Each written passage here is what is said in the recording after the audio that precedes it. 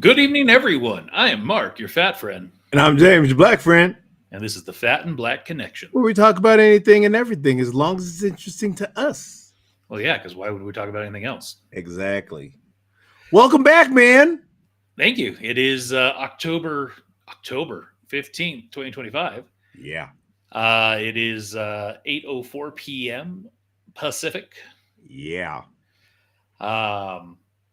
We were away last week. Sorry, I was on a cruise, so had a lot of fun. You want to know how much fun I had? This is how much fun I had.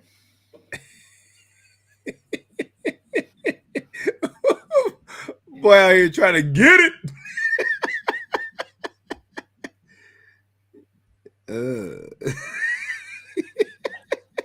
Yes, that's right.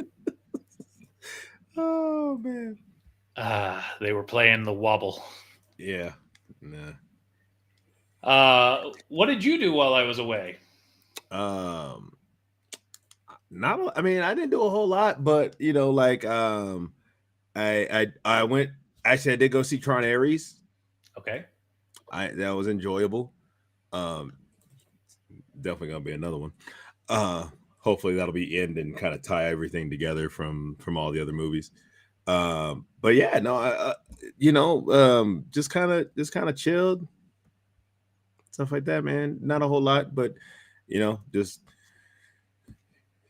it's been a week, so yeah. How is work going? What do you got there? Oh, this is a cherry Sprite. I have had this before, but the girlfriend bought it for me. So I was like, and I don't think I had it on the show. So I was like, let me press that out. So and also the I think you had these Snickerdoodle.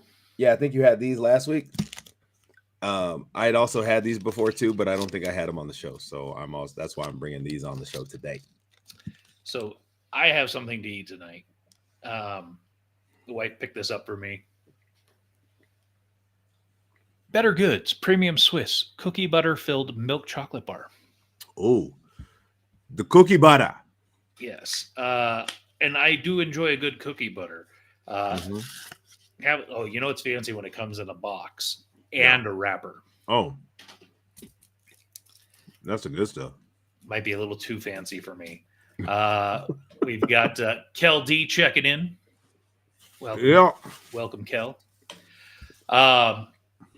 So yeah, I mean, for me, as you know, I was on a Hawaiian adventure.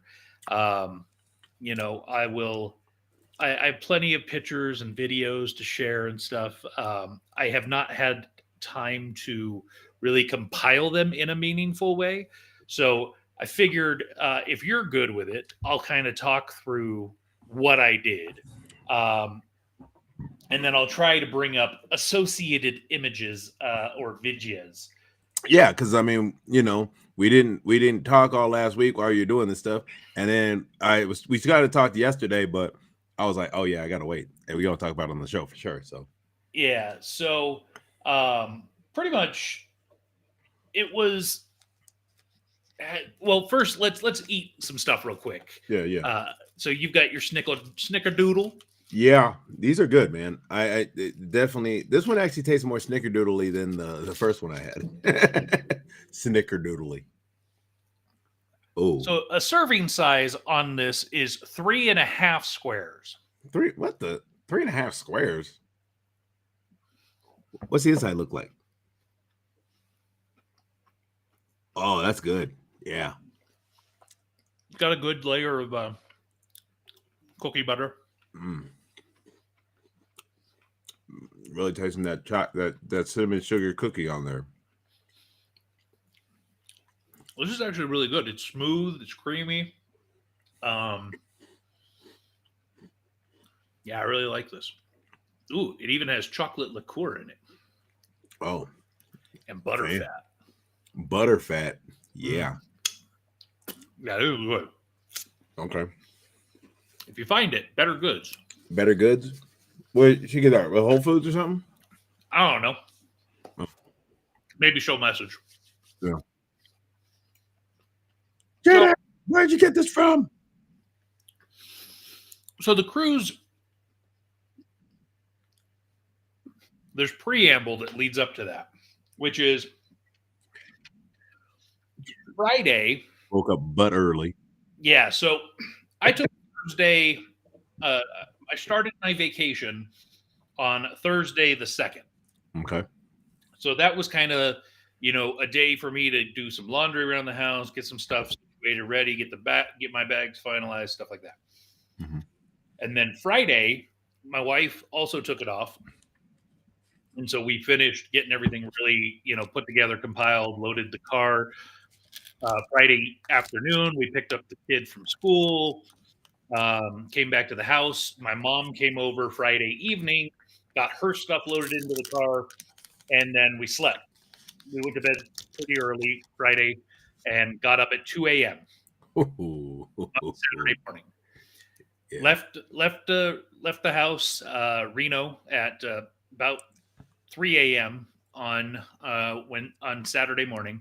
Right. Drove down to Davis to the grandma's, and how long did that drive? About 2.5 hours. Okay, that's not bad. And I took the Tesla, so we drove straight down. We got there around 5:30. The Uber was scheduled to pick us up from grandma's at 7. Okay. So I drove over to a charger, charged up so that could leave it at grandma's for the week and come back and itself a charge. Right. So got back to grandma's, got everything out of the car, ready to go for when the Uber arrived. Uber showed up right just before 7, hopped in, and drove to the airport. Sacramento, right? Yep, Sacramento Airport, which was actually bigger than I expected. Actually even has a monorail. Oh, interesting. I didn't know that. Yeah. I've never actually been there. Yeah, so we got to our flight. Everything went relatively smoothly, getting through security. It was hectic, and we're all tired already because it's already been a long day. And then we got on the plane, and 6 hours later, we were in Honolulu. So it's a direct flight from Sacramento. Yes. Okay, that's cool. Yeah, so straight to Honolulu. So now think of it this way. We've been going from 2 a.m. Pacific. Mm-hmm. So really, if you think about, because of the time change, that would be 11 p.m. Hawaii time. Yeah. Okay. So we've been going since 11 p.m. Hawaii time.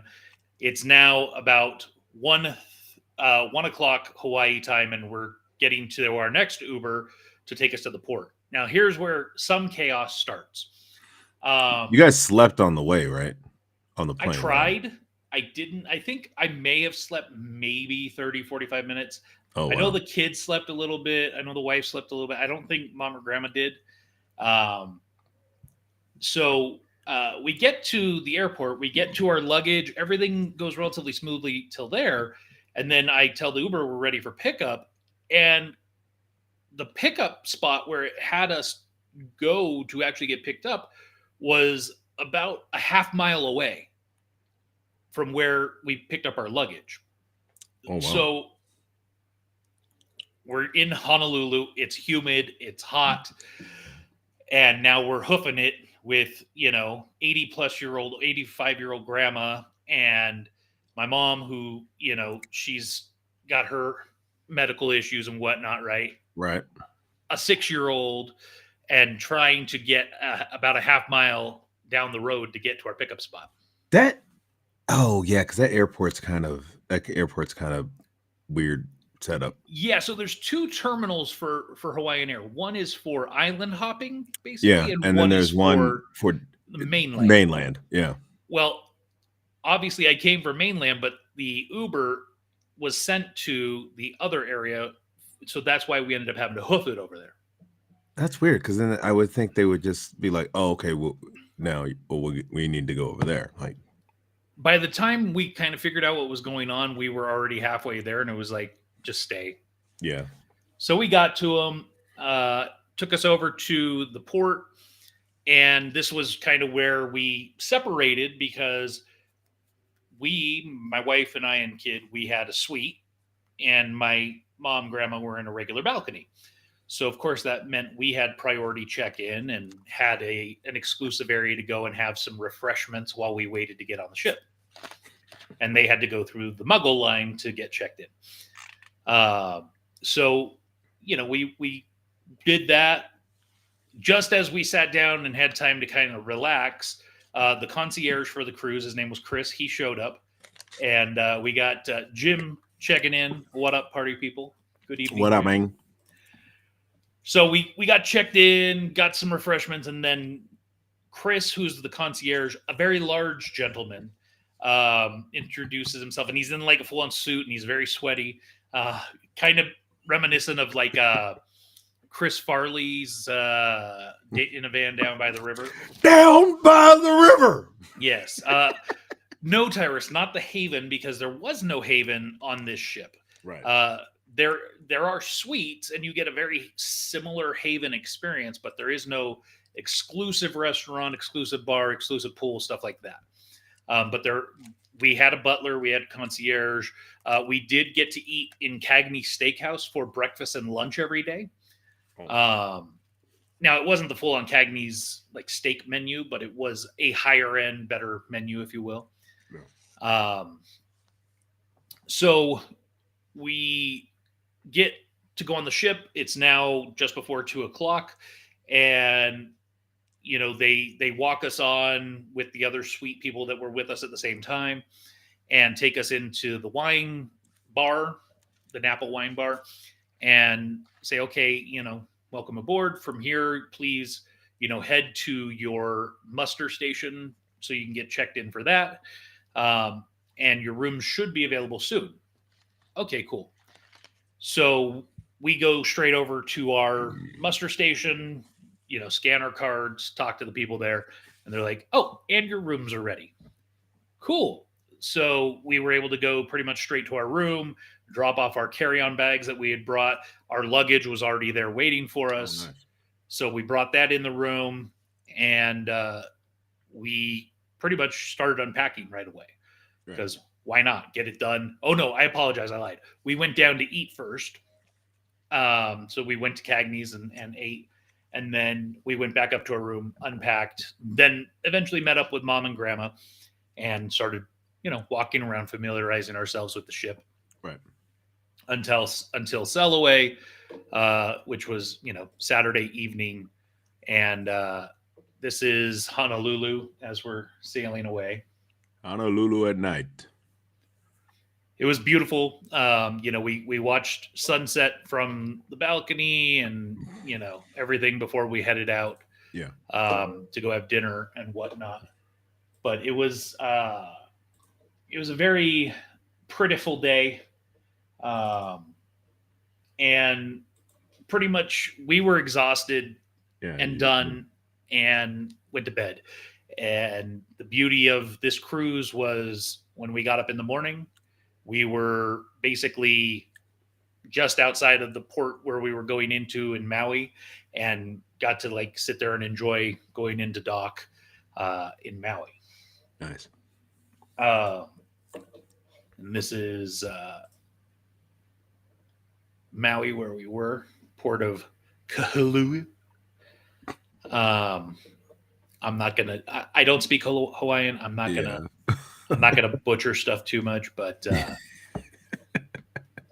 it was the ship was it was interesting. So it was just in dry dock earlier this year Mhm. for some remodeling, and honestly, I couldn't tell you what they did because it it's a 20-year-old ship. It didn't feel 20 years old, but it also didn't feel like New. it had been remodeled. Oh. So it felt like it was 5 or 6 years old. Okay. And Okay. I don't have any major complaints about the ship as a whole. Um, I will say our room, the shower doors didn't close completely, which was a little frustrating because I spent more time worrying about potential water shooting out than water actually shot out. Yeah.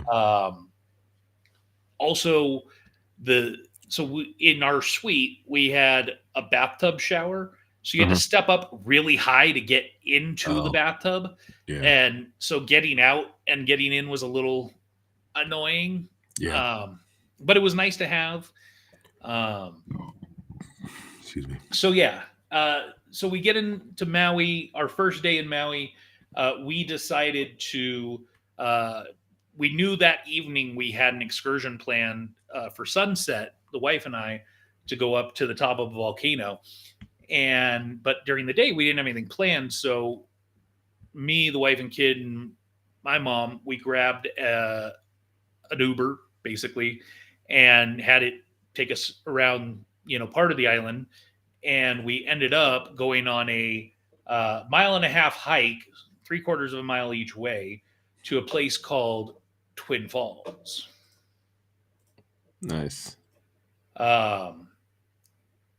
If I had known this is where we were going and we had like planned it, I probably would have brought a swimsuit and maybe like worn better shoes and stuff. Yeah. Because again, we didn't plan to go on this hike. Right. It was more like, let's just go and see where we end up. So we did that, which was, took a good 45 minutes or so, hour in and out. Yeah. And then we headed to a beach where got to watch a sea turtle going out to sea. And you might have thought, oh no, that's just a big rock. No. Here's another one. Oh, hold on. Here it is. There's the sea turtle. So if you watch, he's about to get hit with some waves. And you can see he's like, okay, it's time to go. It's time to go. Let me get in this. Oh! Ah! Yeah, he went the wrong way, and then he caught that wave. And out he went. When you're not that fast, make So then we stayed out there watching him swim around for a little bit, which was kind of cool.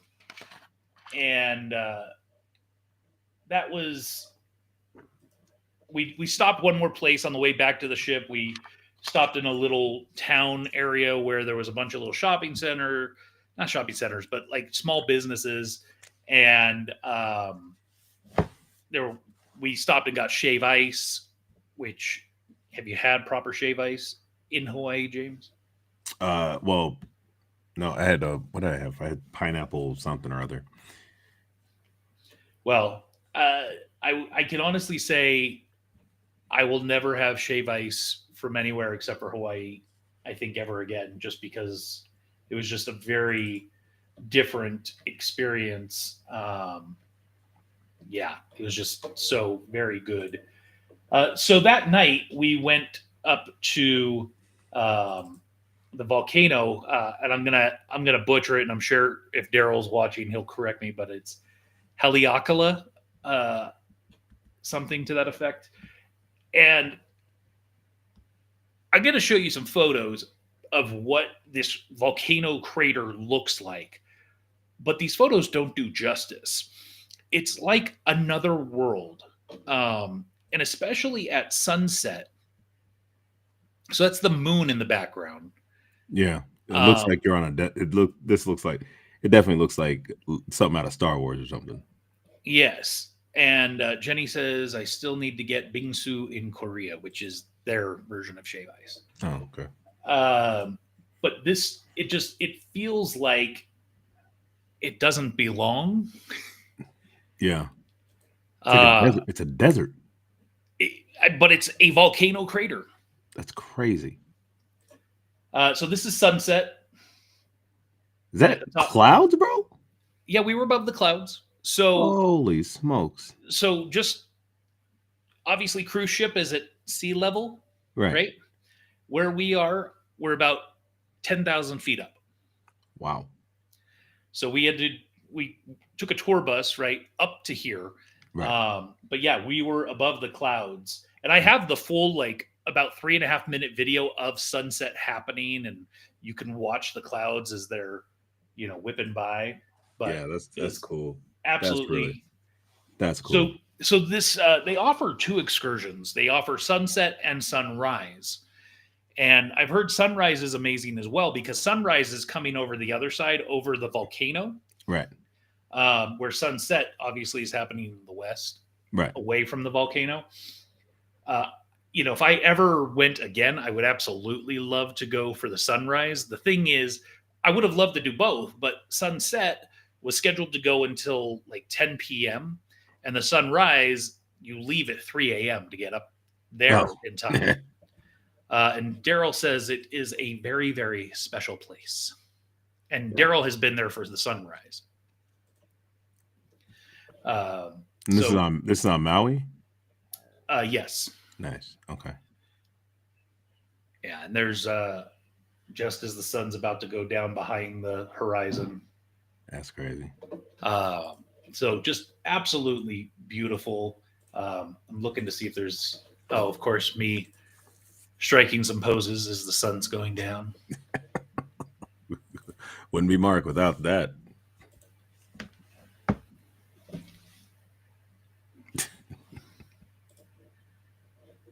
So it was a lot of fun, and on this one it was just me and the wife, so we got to really take in the sunset, and poop on volcanic rocks.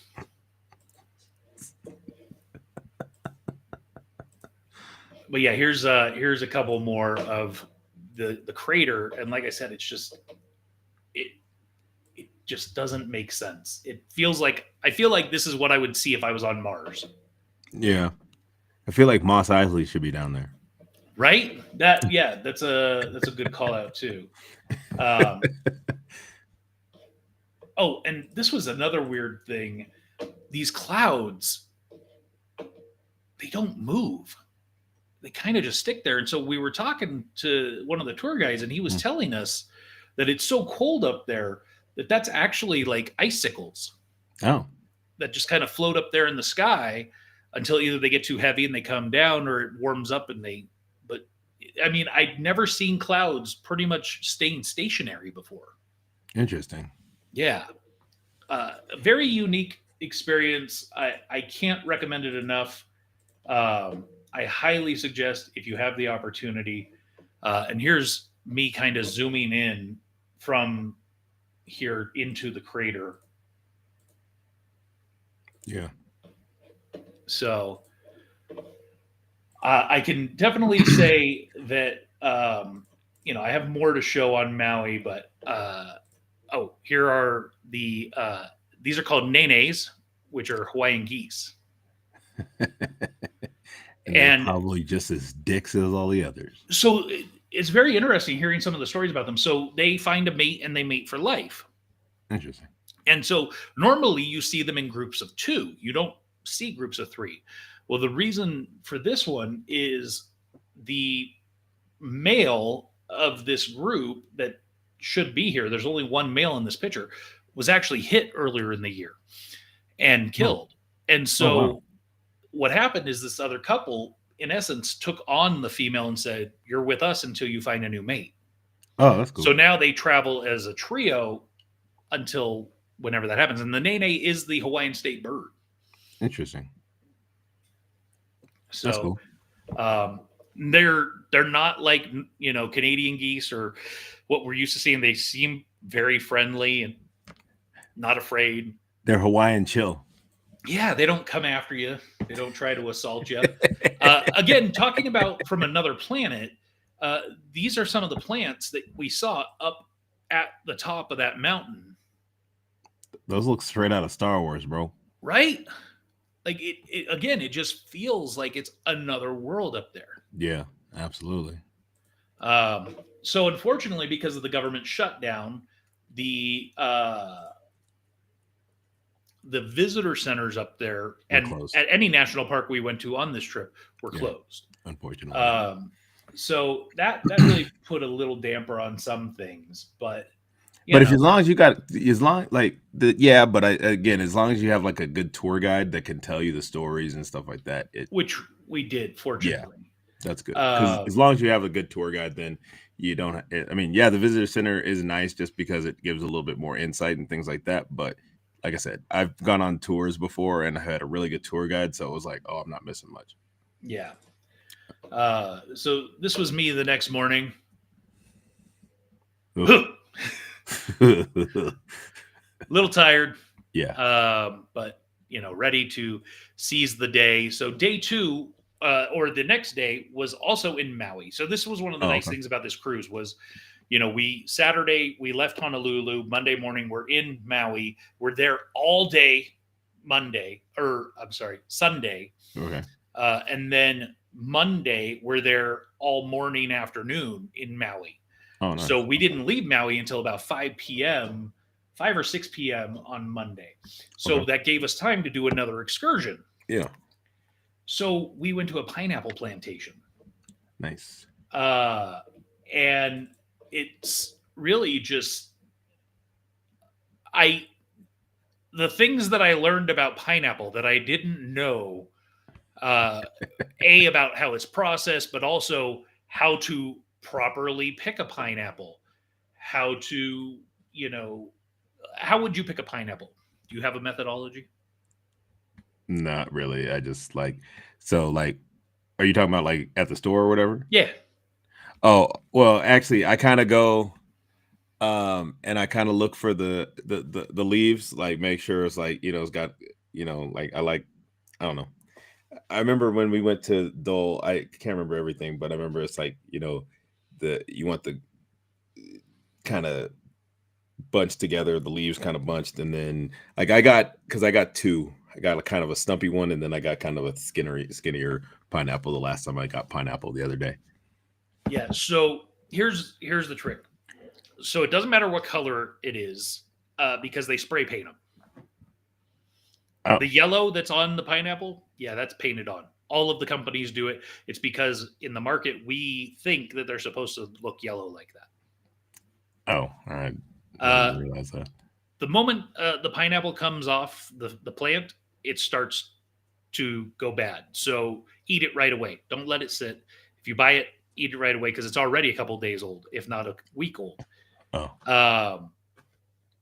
3. So the way that you pick the best pineapple is 1, by the density. It should feel very dense. The bottom should be very firm, not soggy, not soft. And it should smell sweet on the bottom. Oh, you gotta smell the butt. Yeah, smell the butt. The rest, any other trick that people will tell you is not true. Like some people say pull a leaf out of the top, and if it comes out easy, that's a good one. Nope, that has nothing to do with it. So firm and sweet. Pretty much firm and sweet. Firm on the bottom. Firm butt. Firm butt, good smell. The other thing that I don't know about you, but I've always been told is not to eat the core. Why not? You cut around, the sides, you cut off the outside and then you cut out the middle, so to speak.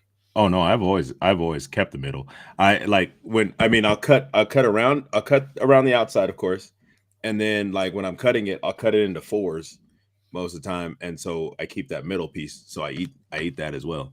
Hmm. Yeah. So I didn't know that. So I learned that. I also didn't realize that this is how they grow. So this was our tour guide. Uh, that's on the branch, so to speak. Yeah, they And grow out of then the these ground. down here that are coming out the bottom, those are seeds. You Oh, can replant those, grow them, and get more. I did not know that part. I also didn't know that a pineapple is technically a berry. Oh, I didn't. Yeah, I didn't realize it.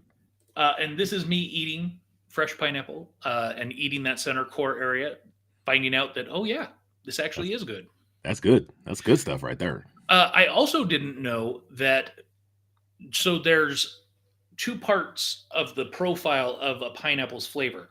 So the bottom is where all the sugars go to. So the bottom of the pineapple is sweeter, Oh, and that's the top part of the pineapple is where more of the flavor is. interesting. So as you get to the middle, that's like kind of the best part, but the top is really good flavor and the bottom is really sweet. So if you're cutting a pineapple, and you should find out who you're cutting it for and what they like, and you can give them what they prefer. Oh, I didn't realize that. That's kind of cool. Yeah, right. Um, That's why the butt tastes. That's why the butt tastes sweet. That's why the butt smells sweet. so And they that's grow on bushes. That's the thing I didn't realize. I didn't realize they grew on like bush. They were like a bush. Yeah. So this is one of them, and they plant. I think she said, and Jenny will probably correct me. I think she said they plant 10,000 a day.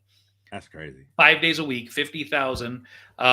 They grow them in basically, it takes 18 months, give or take. And so they grow them and then they replant in the same area with those seeds that came Yeah, off of, and they do a second round and then they let it rest for 2 years. interesting. So they have it like very well mapped out and everything, Yeah, which pods are resting and are being used. And um, it's the soil too, man. Like the soil, it's basically like it's almost like it's like Mars out there. It's like it's very iron rich soil. And the other thing that I found quite amazing is the flower. So that is early stage of a pineapple. Oh, that's interesting. I think it's. I So think there when I saw it, is a little because bit, yeah, because it was it's in October. Yeah, you went in October too, but but it, that's interesting. it almost reminds me of like a artichoke. Yeah, kind of. Uh, So that's the start of it. Tyra says, doesn't it take almost 3 years to grow to ripeness? Nope, 18 months. So yeah, it's the plantation was amazing. A lot of good information. Um, very delicious. I will tell you, I will be ordering Maui Gold pineapples, um, and that probably will be the only way I will eat pineapple from now on. Uh, Maui Gold. yes, I highly suggest getting you some Maui Gold. So that was the excursion for that day, and then we cruised out that night. And when we woke up in the morning, we were in Hilo on the Big Island of Hawaii. And for our excursion that day, we went to Volcanoes National Park. What do you know about Volcanoes National Park, James? Not a lot, but I know there's like, isn't there still an active volcano up there? Oh, it is. It is an active volcano, absolutely. It's also again like a desolate wasteland, but it's Teenage Wasteland. so that's steam coming, or yeah, steam coming from the volcano itself. You can see that crack right there back inside of there is where there's magma, Magma. which obviously we couldn't get close enough to. Of course, because that gas is poisonous. I mean, in that big of an open space, you probably could get close enough and it wouldn't necessarily kill you. I saw birds flying around over there, so Oh yeah, definitely but you could see like all this steam coming up and is making some of these clouds ultimately. not. That's kind of cool. Um, so these are what they call the steam vents. Yeah. So it's like a freaking sauna, man. You just stand there and there's like just all of this hot air and steam coming out of these. Nice. Pretty amazing. Here's another steam vent. The stuff that grows around it too is crazy. Yeah. Well, again, it's not like the steam itself. It's clean. It doesn't smell like sulfur. Yeah. This is kind of a panorama of the volcano crater where all the activity is happening. And this is where you see when it's super active. This is what you see on TV a lot, where it like goes into the ocean, and so it'll flow out that way. Mhm. Because just on the other side of that hill is the ocean. Oh, okay. I'm blowing through some more images, trying to see if I can find any other good ones of this area, but I don't really. That's about. I mean, the interesting thing is that that excursion. It took us about 45 minutes to get up there, and then we had 3 stops at about 30 minutes apiece. And it's weird because you feel like it's not enough time, but it really is. If the volcano was super active and we could see like lava flows shooting out and stuff, I probably would have wanted more time to just sit there and watch it. But because it wasn't super active while we were there, and all we're seeing is just steam coming out, it was amazing, and I'd love to go back there. I feel like it was a good amount of time. And then on the way back, they took us to a chocolate store. And I was this close. I didn't buy any, but I was like this close. Oh. Yeah. Man, that would have been a wrap. Yeah. It took a lot of discipline for me to not.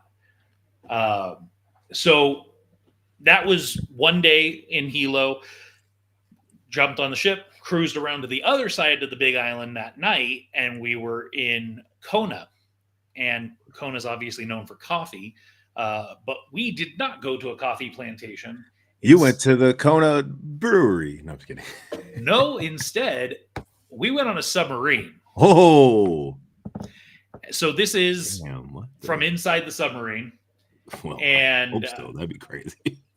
What you don't see in this video that shows up in a minute is there was a shark under this sunken ship. So we actually got to see a shark swimming around down there with us. I think I have the video. Hold on.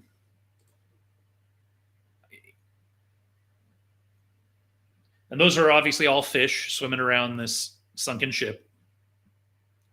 Yeah. When is that ship from? And you guys can't hear the sound, but it is. There's a guy on the submarine who was telling us everything's going on and what's going on down there, narrating, so to speak. But you're about to see the shark pop out over here. Here he comes.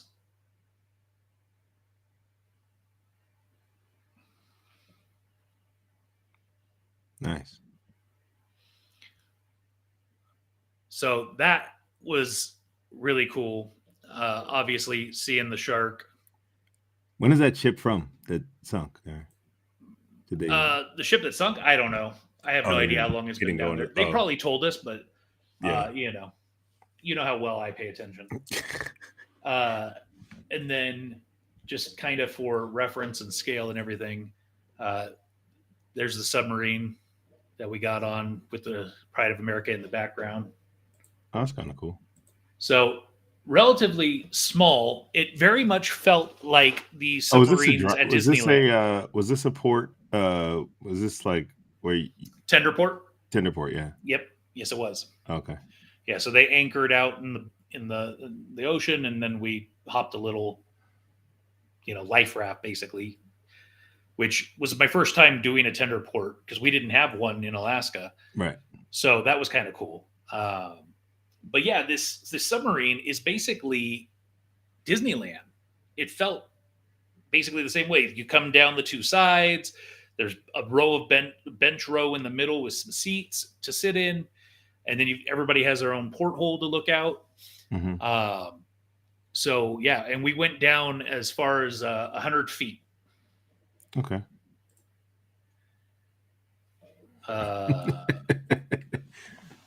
Mark Bond. Mark Bond. Bond. Mark Bond.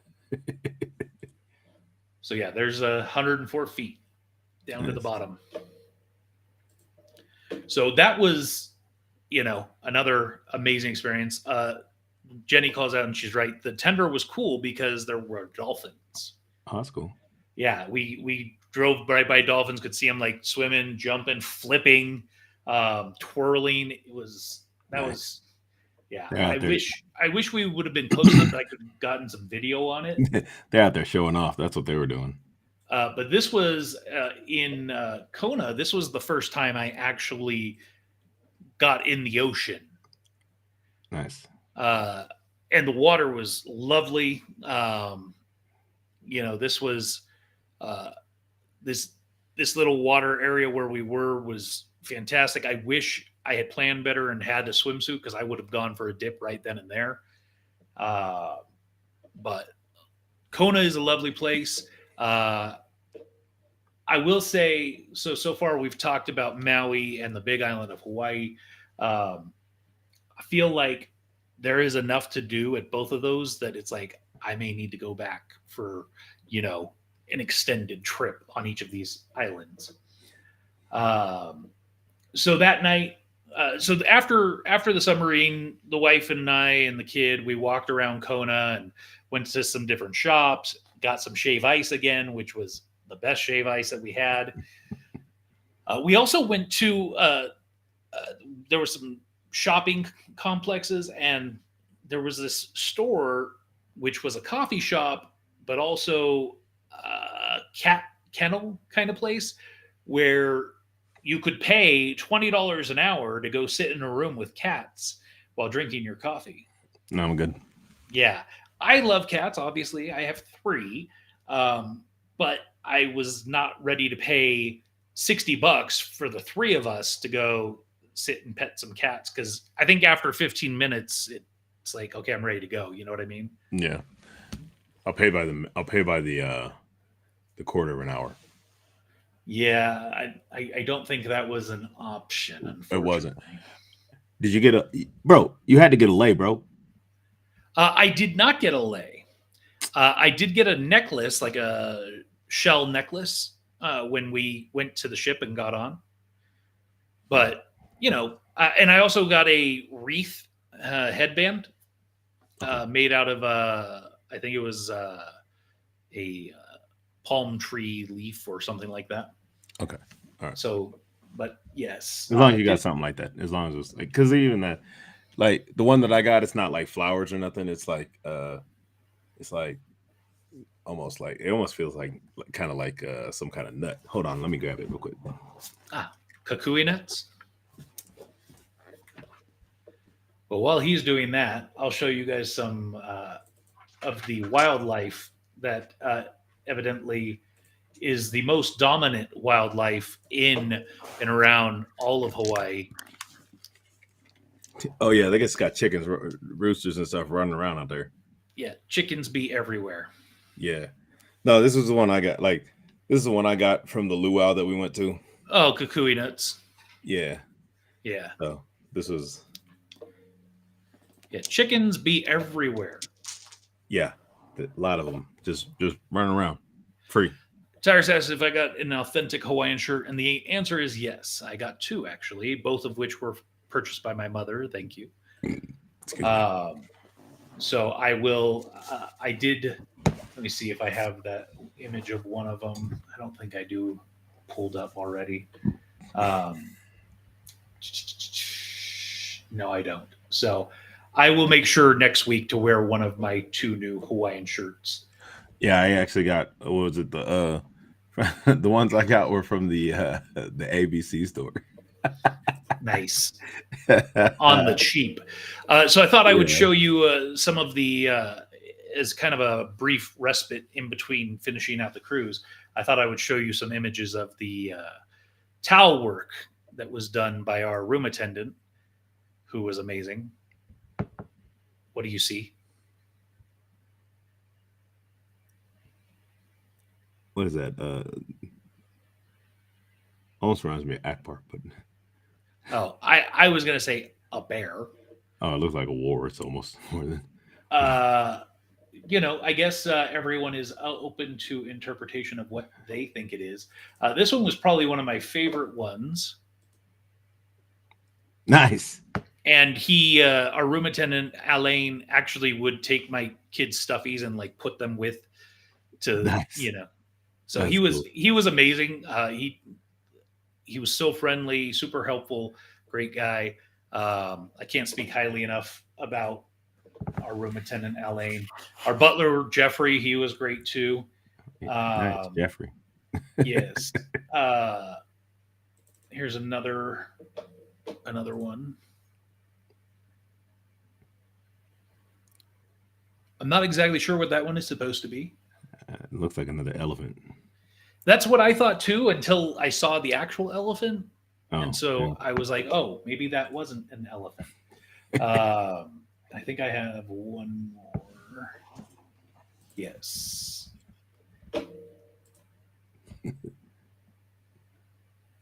Doggy. Nice.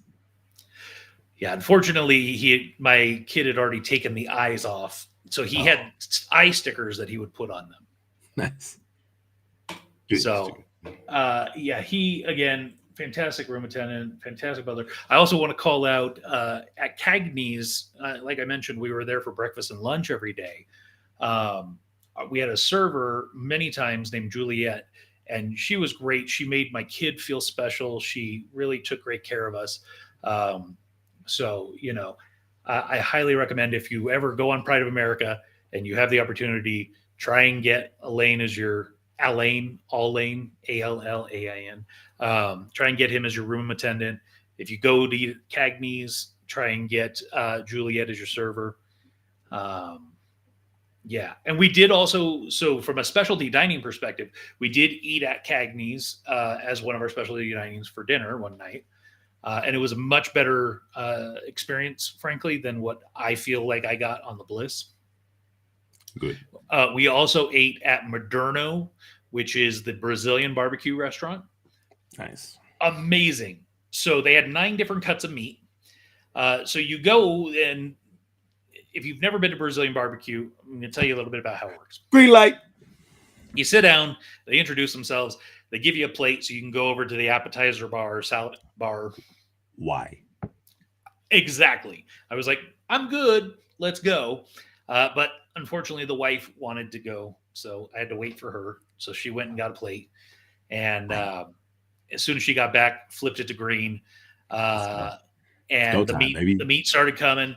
And they basically brought out all 9 cuts of meat. They weren't walking around the room doing it. They came specifically to your table and brought you one of each piece. Oh, nice. And once you got all 9 pieces, you could get more.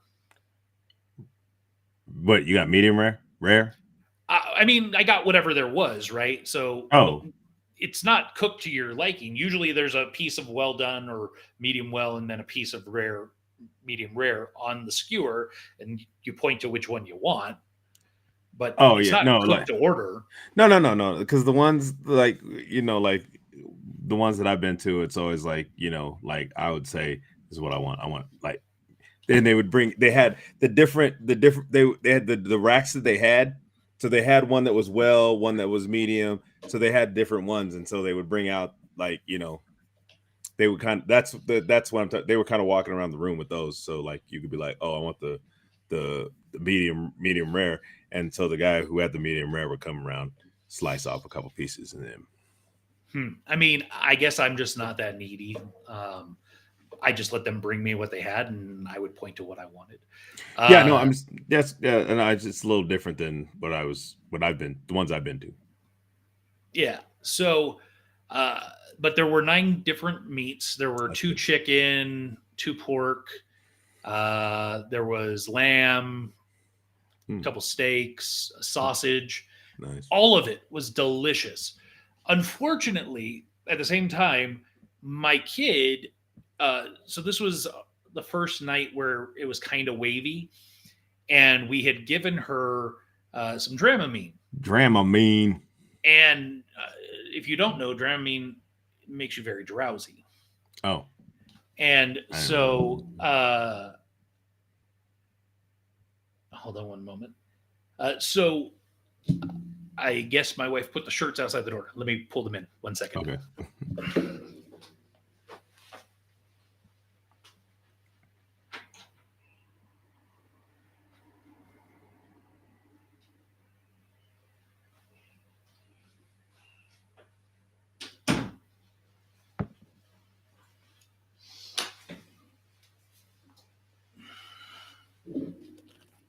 There's the headpiece I was talking about. Nice.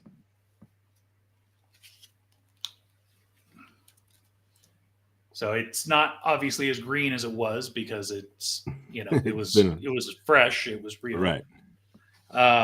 So this first one is Favant, designed in Hawaii. And it has the islands. It says Hawaii on it. And then this one is Royal Hawaiian Creations, made in Hawaii. And we actually got matching. So my wife, my kid, and I all have this shirt. Nice. And actually, my kid has matching shorts that go with it. Oh, cool. So that's cool. Tyra says, was it better than the place we went to in Reno? Yes and no. So I guess if I had more time, if my kid had been feeling well, I would have sat there and eaten more.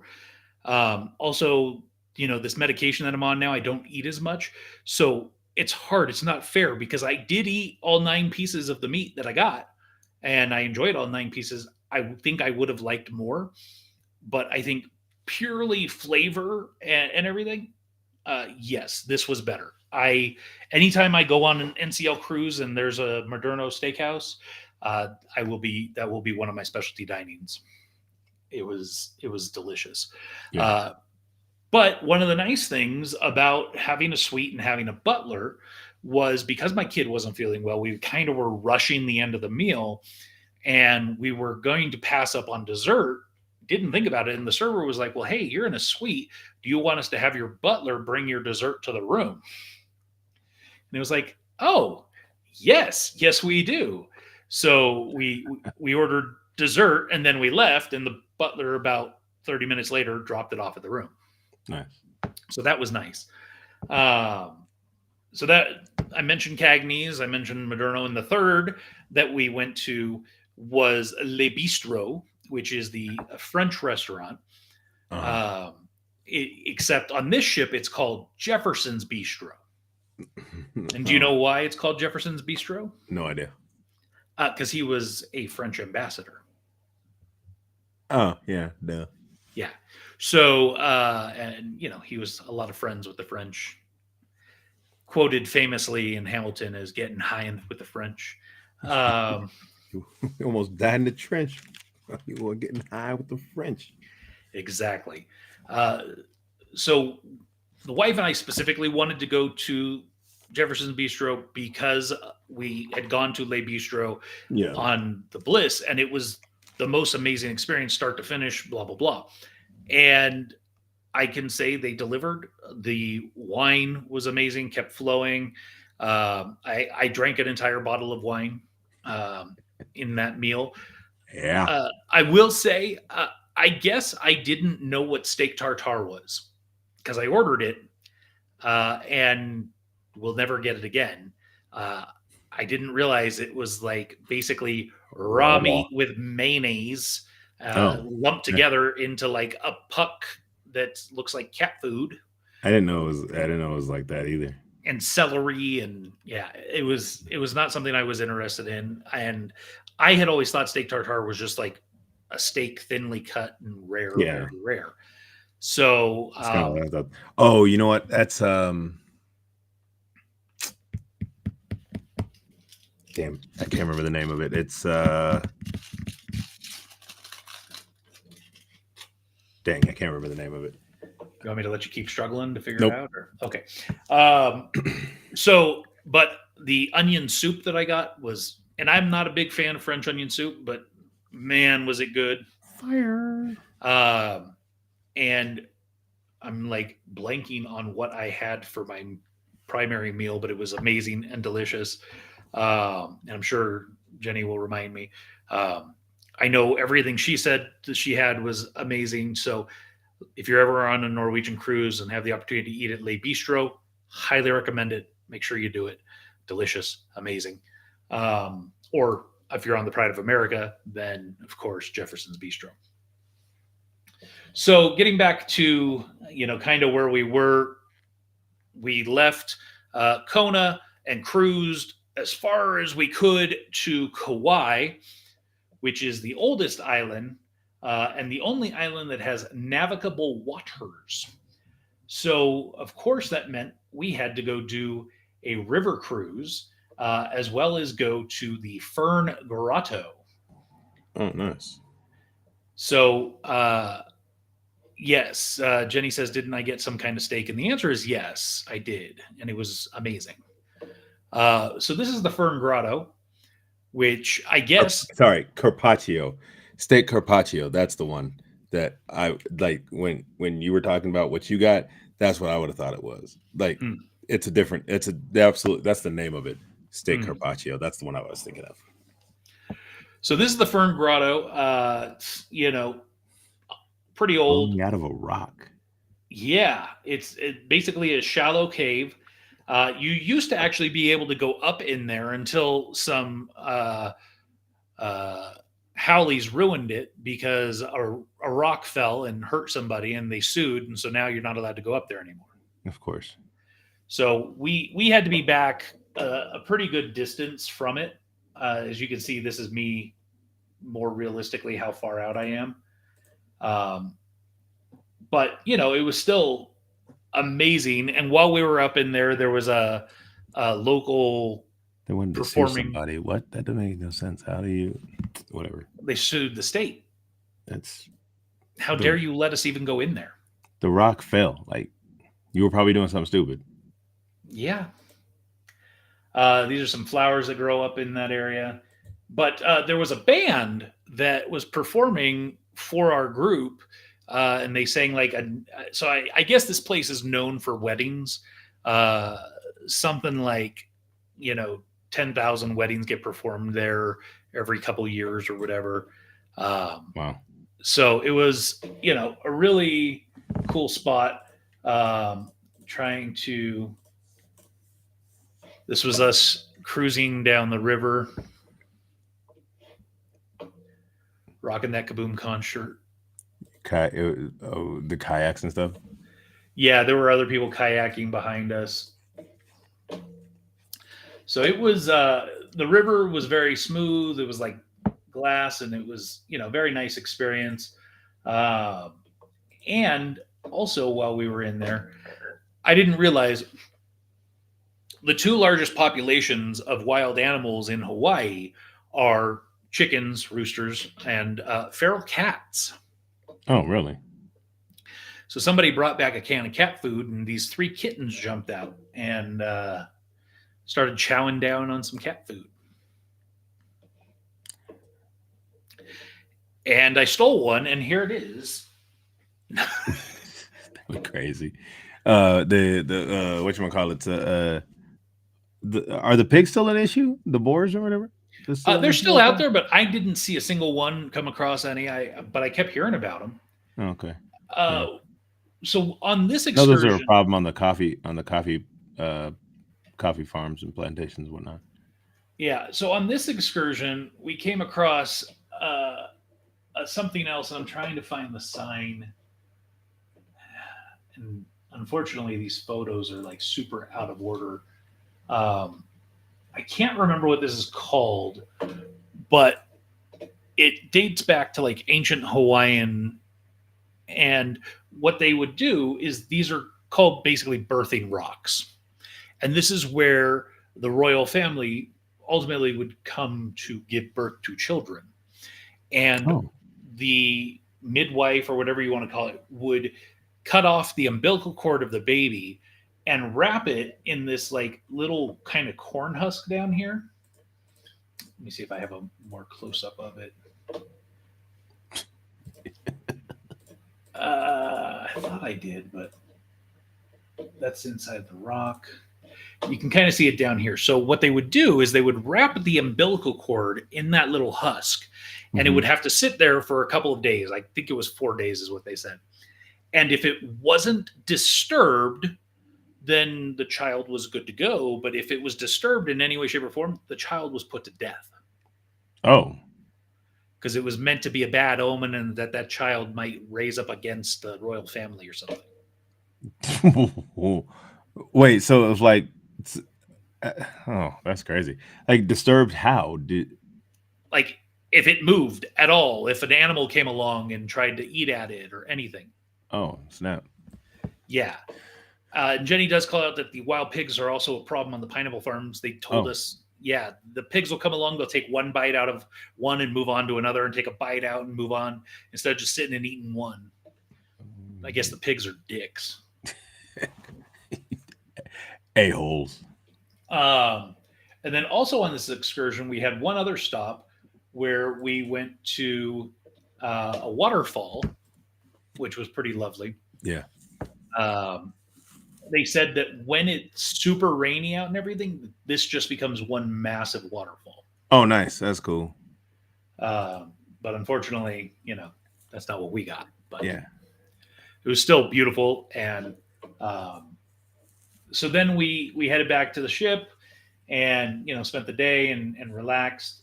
And that was Thursday. And so Friday was our last day, and we pretty much spent that day, that morning, I should say, at the beach. We went swimming in the ocean. It was the kids' first time ever swimming in the ocean. Actually, it was the first time Jenny ever went in the ocean as well. Oh, man, that's crazy. So it was a cool time, good experience. Jenny got her knees pretty roughed up by the. There was a part where the kid was playing and a wave came and hit, and Jenny grabbed onto her, but she fell down and got her knees pretty scuffed up. Rocks, huh? Yeah.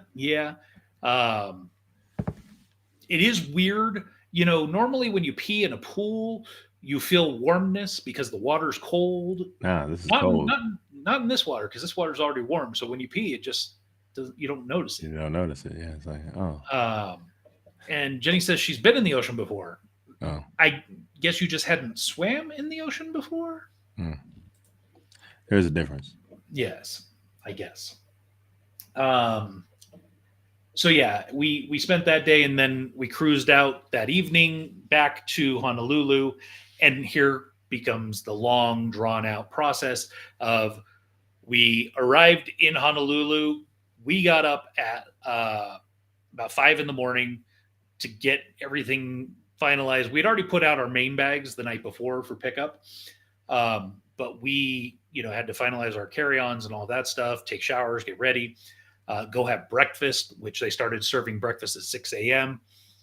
So we had breakfast, got off the ship at 7, waited until the Uber picked us up at 9, went straight to the airport, flew straight back, arrived in Sacramento at about 9:30, and then got our luggage around 10 p.m. or a.m.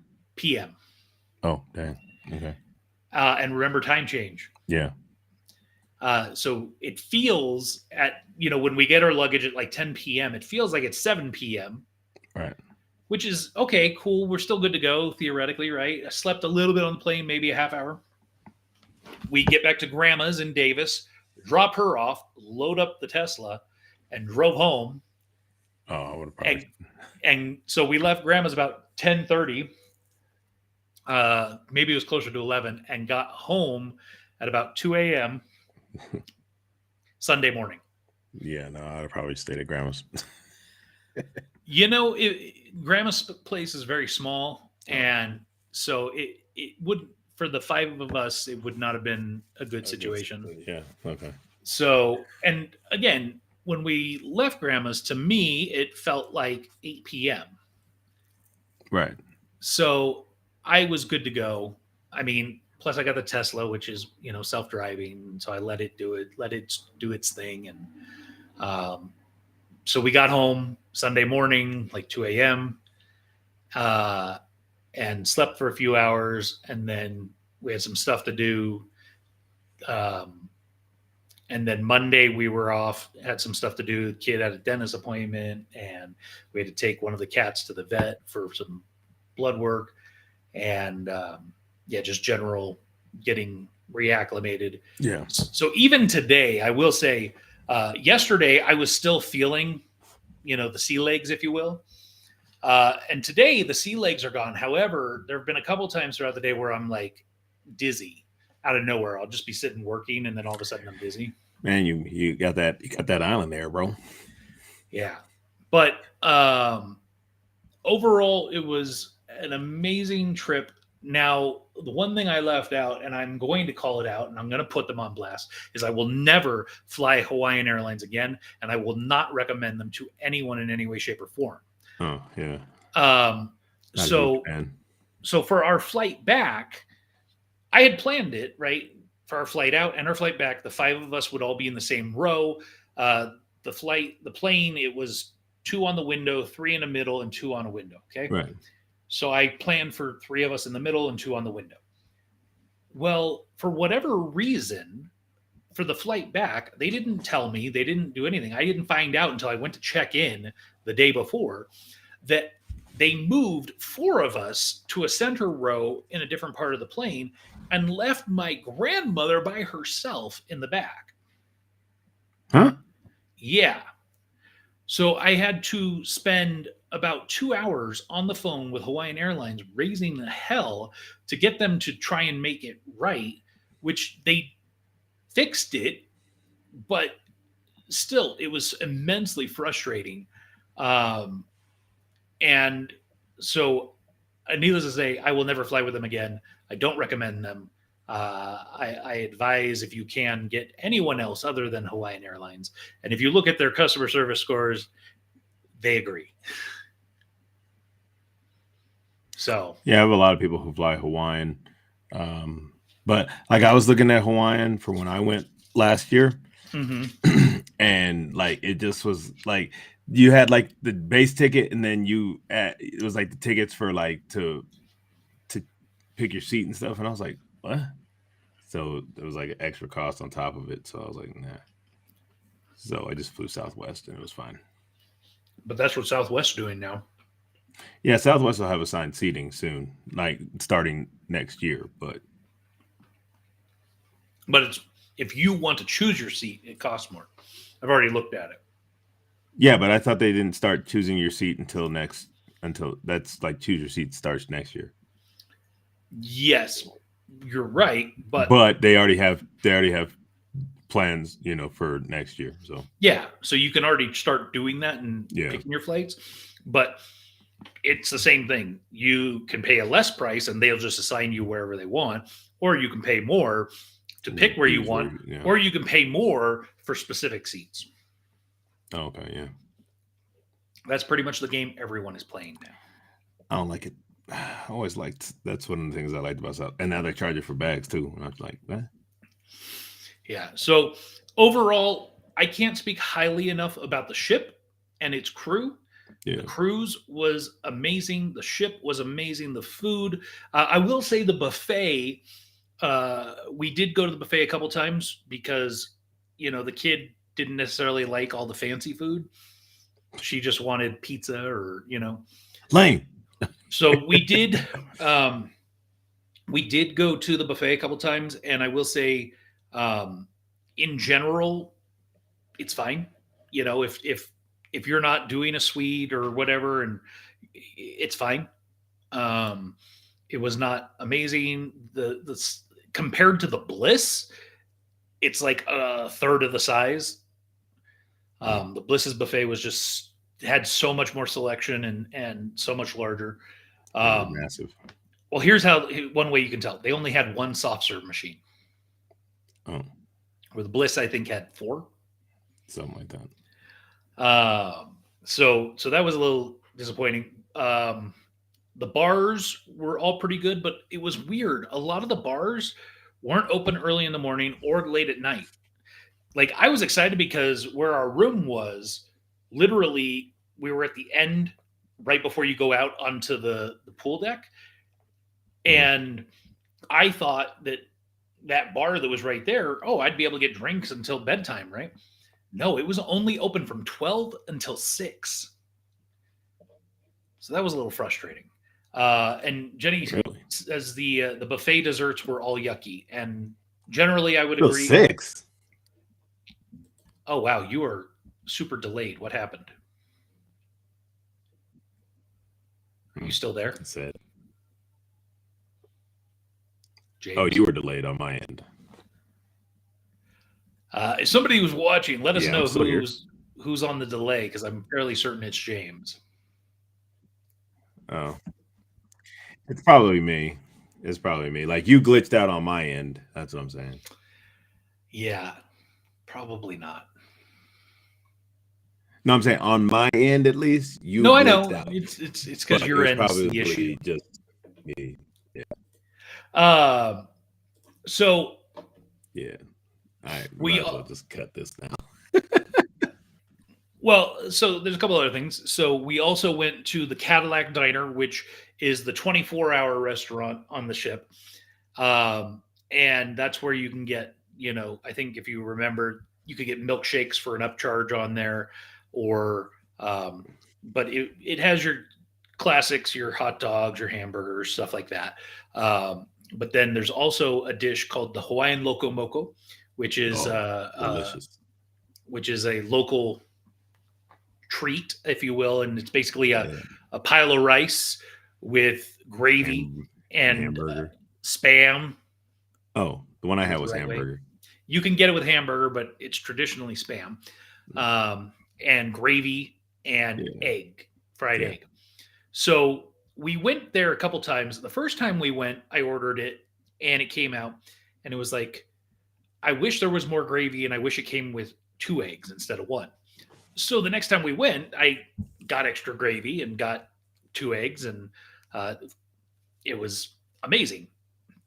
So I don't know what that gravy was, because it tastes like there's soy sauce in there. It's not like a standard, like, it's not turkey gravy or something like that. It's different gravy, but it's delicious. Yeah, it was very good. I didn't think I would like it, but I was like, I'm gonna try it. I've heard about it. Got to. Yeah, I mean, it's delicious. It's not. There's no ifs, ands, or buts about that. That thing is delicious. We did have dinner in the actual dining room one night, and it was the worst service we had the entire trip. Oh, The server was pathetic. Did not check back. I had empty water glass for over 20 minutes. what? I ordered a Moscato, a glass of wine, to start the meal, and he brought the bottle over and he poured it, and it wasn't even a full glass. And he even said, "Oh yeah, it's going to be a short pour." And I took that to mean he's going to go get another bottle and he'll be right back. He never came back. And so then that glass sat empty for like another 20 minutes. And I said, eventually I was like, can I get another glass? And, I had the drink package, so it's not like I got charged or something. But even then, when he poured the second one, I was like, oh, maybe he'll make up for it and like over pour. No. So he was pathetic. So you complain about that guy? I didn't. I would have, except I couldn't find a manager. So, and I wasn't going to go out of my way. No, where just about every other restaurant we went into and every other experience, usually there was a manager that would come by and say, "Hey, how's everything going?"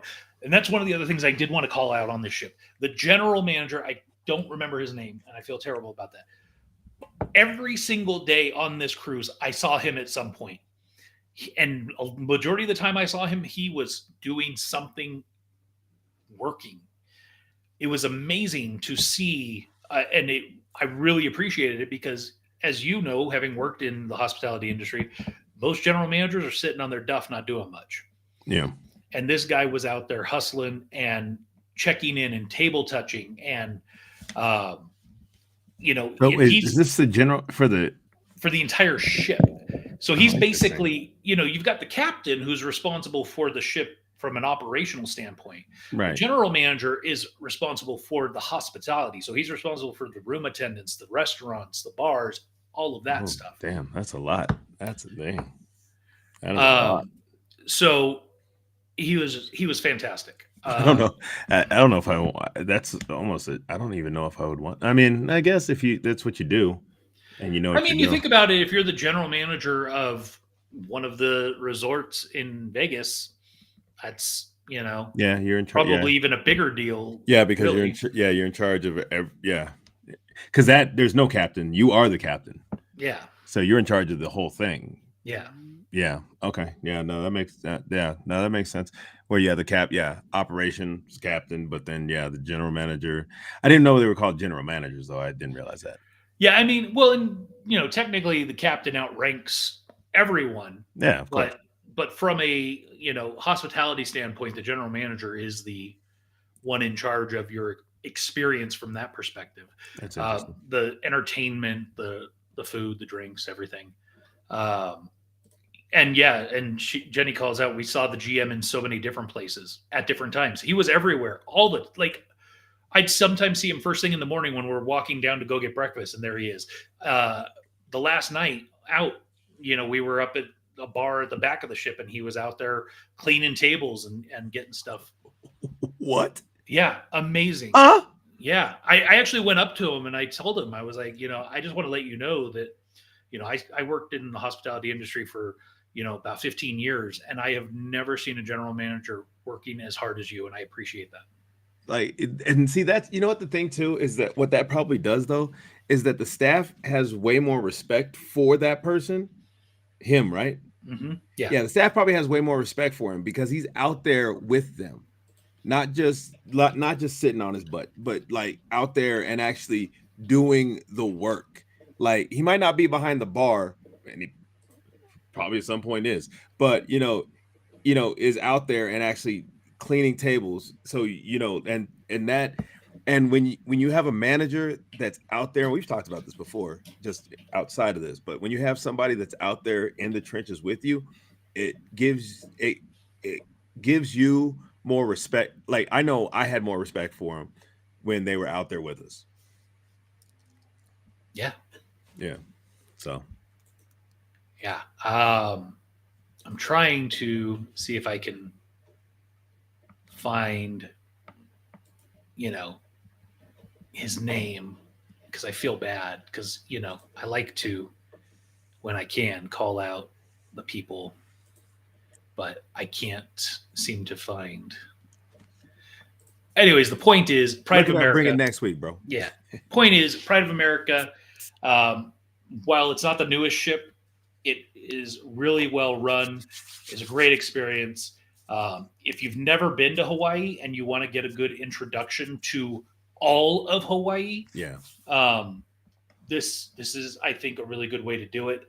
I absolutely would do this cruise again at some point in the future. I definitely would say, looking at the 4 different places, the 4 different islands that we went to, I want to go back to Maui and spend 2 or 3 days there. Get a hotel, get a rental car, and spend 2 or 3 days hitting up some different places. My plan is, I want to go. There's one thing on Oahu that I didn't get to do, so I want to go to Oahu for a day, and then go there and leave there and go to Maui and spend the rest of my time there. So do 2 days in Oahu so I can do what I want to do there, and then go to Maui and spend 3 or 4 days or whatever there. Yeah, and Kauai. I want to go back to Kauai and spend. So I don't know if you know, but Kauai has what's known as the Grand Canyon of the Pacific. Oh. Let's see if I can.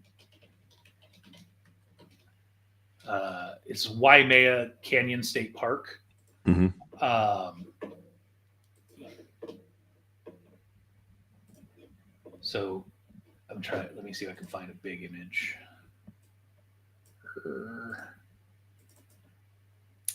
Stupid, stupid, stupid. Here we go.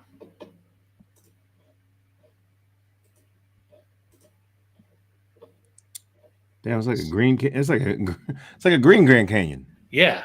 So it's like the Grand Canyon, but it's let's see.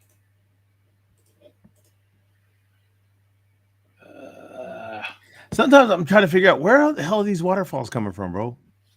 what do you mean? Like it almost doesn't seem like it's like where are these coming from? I mean, so Kauai is the wettest place on the planet. It's just I like I said, I definitely want to go back to Kauai and spend a couple days there. So part of me is thinking, okay, maybe I'd plan a trip and fly into Oahu because I didn't get to do Pearl Harbor or anything, right? So fly into Honolulu and spend a day or two there, like you're saying, right, and Yeah. see that, and then fly to Maui, spend like 2 or 3 days there, and then fly island hop over to Kauai and spend 2 or 3 days there, and then come back. Um, That'd be dope. But yeah, no, like I said, I like that's the thing. It's like there's only one other thing that I didn't get to do on Oahu. We did Pearl Harbor. That was cool. what didn't you do that you wanted to? I didn't get to do oh, what's that ranch called? It's like where they shoot a lot of movies and stuff. They shot like Jurassic Park. They shot a lot of TV shows out there and stuff like that. Mm. And they have a lot of stuff still set up. And there's different little tours. There's different tours you could do. Like there's one that it's like a kind of a bus tour type deal. There's one that's like on buggies. There's a bunch of different little tours they have, and I just got to decide which one I want to do that, and then go do that. Per se, like that's the one thing. That's just one thing I didn't get to do that I want to do. And then, like I said, I do that, and then I'll be good because we did a lot of different stuff on that island, which was cool. Like, actually, you know what? Not to gonna lie, like during this time of year when it's cooler out here, I'm probably gonna try and find some golf lessons so I can get there, and then me and my dad can go back out to one of the golf courses out there and play in Hawaii, which was actually kind of cool. The course that we went to, like I said, it was the Royal Hawaiian Golf Club. If Jurassic Park had a golf course, this place would have been it. Like if like I tell you, if Jurassic Park had a golf course, this would have been the place. And so, but yeah, no, definitely. Like I said, I want to go do that, and then, like I said, go to Maui. I was talking to a lady the other day, and she's like a property manager or something for like I guess she deals with resorts, rental properties, stuff like that out in Maui. And she was like, "No, you come to the island, show them." Maui and Maui's still recovering, so they need the tourism. So if you have a chance, Maui's they want people to come back to the island. They're still recovering after the fires from like 2 years ago, I think now. Mm-hmm. Yeah, so they're still recovering from that, and so they want people to start coming back. So yeah. You got anything coming up in the next week? No, not really. Hopefully I'll get some phone, hopefully I will. Already got, like I said, we got some responses back. We sent out an email. We're getting some new stuff done for Oak Bridge. It's not, unfortunately, the series is on hiatus. We finished up before KaboomCon. The final episode, the blooper reel should have dropped already, right? No, I need to get that done. Okay. Well, that'll be the last piece of Oak Bridge season 2. And so we're working on something else with Jam the artist, who did all the artwork. And so hopefully, we'll get that going. We sent out I sent out an email today to the cast to just get some bites to see if there's interest in what we're working on. and I know I got a few responses, so I'll check those out. But other than that, yeah, nothing else serious. I got some more reading to do for the new series, Secrets of Hawaiian Mermaid. And Which yeah. just quickly on that one, John J. Anthony Hart submitted the season 1 finale. Yeah, So, I got it. I got that. I need to open it up in my tablet with all the others, so I have everything all together. That's where I've been reading them on, and just get my notes and everything together. So we're working on that, and then yeah. Other than that, I'm just I did some OT today, which was easy. Just did can 8 you to get OT if you're not getting paid? yeah. So basically, it's still counting as overtime. But when we get our when we get the back pay and everything, it'll be on there. So If I'm gonna go with when. 14 days into this thing, man. Yeah, wishful thinking. Well, I mean, the last one, the last shutdown was 35 days. So hopefully it's not that long. But yeah. But anyways, yeah. Other than that, man, I'm glad you had a good time, bro. I'm really glad you got to see the island, and that's one of the things I do want to go back. One of the reasons I do want to go back too is because what we're working on now is just to get kind of just a feel of the after I came back from Hawaii, I like people always say, like, as soon as you come back, you want to go back.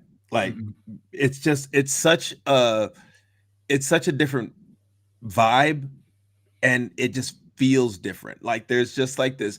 It's almost like you're in like a big place, but at the same time, it feels so open. Like, literally, we were on like Oahu is the most populated island in Hawaii, and yet once you go a few miles out of the kind of downtown-ish area, that it's wilderness, bro. It's freaking, and it's beautiful. It's like it's so green and everything else. It's crazy. So like that's, if you have never been to Hawaii, you need to go and just kind of just bask in its glory. So just to put things into perspective for people, Oahu, which James is referencing, is the most populous. According to the 2020 census, 995,000 people. Okay. Mm-hmm. The second largest is Maui, mm-hmm. with 168,000. The Big Island, this doesn't make any sense. The Big Island, they say, is third with 200,000 people. I guess they don't know how to rank. The math ain't mathing on that one. And Kauai has 73,000. Interesting. There's two other islands that are not. I know they're not. Molokai, which is 7,300 people. But that's you can't. There's like, you can't fly there, but you can take a boat there.